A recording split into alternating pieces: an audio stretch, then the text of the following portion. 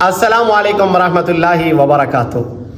وظیفہ ضروری ہے میں خوش آمدید۔ اور آج کی ویڈیو میں آپ کو جو وظیفہ بتانے جا رہا ہوں وہ بے اولاد جوڑوں کے لیے ہے، جو اولاد کی طلب میں بیٹھے ہوئے ہیں، اللہ کے ہاں فریاد بھی ماشاءاللہ کر رہے ہوں گے۔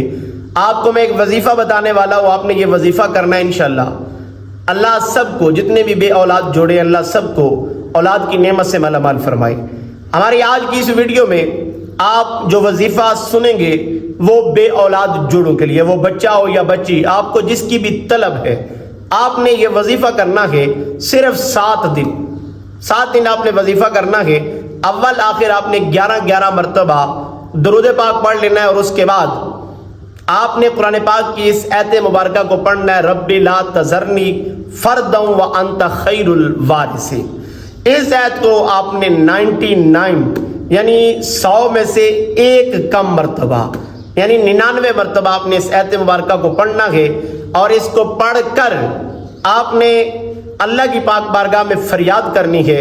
انشاءاللہ اس وظیفے کی برکت سے میرا اللہ آپ کو اولاد کی نعمت سے نوازے گا، اور انشاءاللہ جلد آپ آ کر میری اسی ویڈیو کی کمنٹ باکس میں میسج کریں گے کہ آپ کا بتایا ہوا وظیفہ ہم نے کیا تھا اور اللہ نے ہم پر کرم نوازی کر دی ہے۔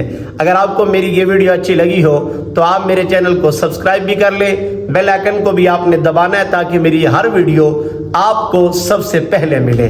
بہت شکریہ۔